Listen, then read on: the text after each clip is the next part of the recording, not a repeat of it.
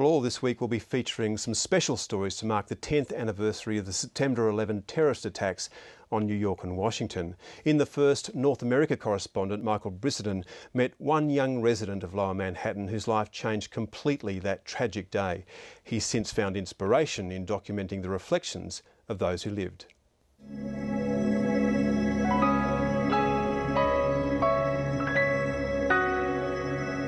In New York, time can seem to move at a different pace. Frenetic, frenzied, self-absorbed, almost unstoppable. But what happened on one clear September day nearly 10 years ago changed everything. Oh my God! Oh, jeez! Oh my God! Oh my God, what's happening? This is as close as we can get to the base of the World Trade Center. You can see the firemen assembled here, the police officers, FBI agents, and you can see the two towers. A huge explosion now, raining debris on all of us. We better get out of the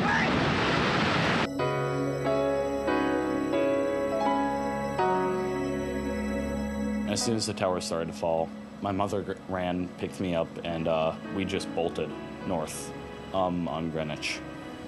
So, as she was running, my head was over her shoulder. Okay.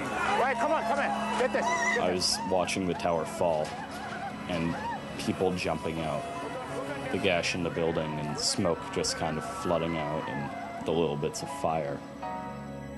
Just people jumping out, holding each other's hands, holding briefcases.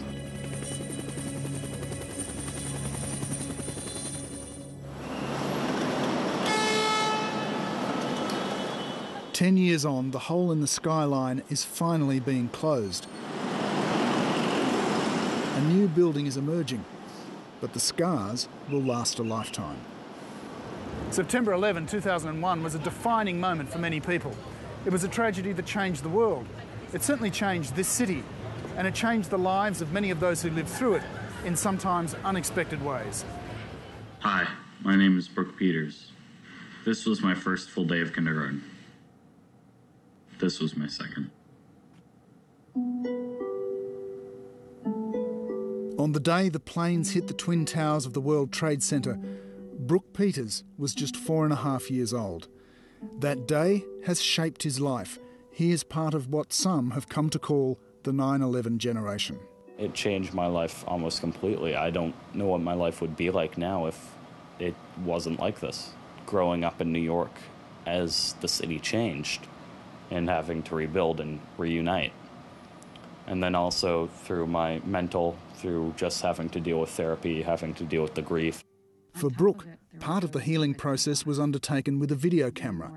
Over the years, he's pieced together interviews with his classmates, his teachers and others in an award-winning documentary called The Second Day. Teachers were scared, so... Some of the kids that are very vocal normally had a really hard time talking about it. And some of the kids that are very quiet and withheld were just flowing with words. If you have a phobia, then take that and triple that up, and you've got maybe a little tiny bit of what I was feeling. There was dust everywhere. I could barely even see the sidewalks and everything. A lot of people were crying. I remember that morning just rushing back here and going to the door and running upstairs to get you out of Peter's class. Brook's story is, of course, also his mother's. And for both of them, that day is underscored not just by location, but also by their close and personal connection to many of those whose job it was to run toward the danger, not flee from it. He took his first steps at a firehouse. I've been a volunteer for the FDNY since 1997. She brought him around, and the guys, they fell in love with Brook, and we watched Brook slowly grow. And then 9/11 came, and everyone's life changed after that. After the second tower was hit, that's when I went and got Brook and brought him down here. And so it was here that there was a bunch of rigs lined up, and I just put Brook in one of the fire trucks, which he's been in hundreds of times before. And that's where the guys were giving him messages.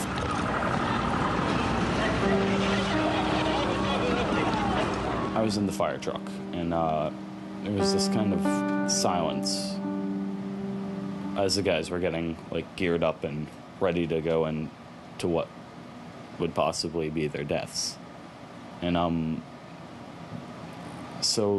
then they told me messages. They told me messages to tell to their wives and to their children in case they didn't come back. I can't remember who said what that day. I can't remember if they came back. I can't remember if they died. Many of those men, of course, never did come back. For Brook, they were more than just friends. They were the male role models and father figures for a boy being raised by a single mum. Even being a grown-up, I don't think that I could have recalled who I was supposed to tell what to. There was just so much chaos and confusion and a lot of things going on that I don't know how I would have been able to deal with it. So to have a 4-year-old have that kind of responsibility taken on is enormous. That's huge. Years of therapy have helped, but even after a decade, the anniversaries don't get any easier.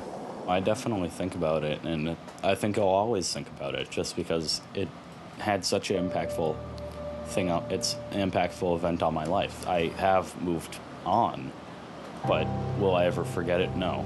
It's not just my own personal journey, it's also seeing so many people that we care about that still are so in pain and so affected that it hasn't gotten easier. I'm hoping that it will, but obviously, you know, we don't need the bumper stickers. We'll never forget.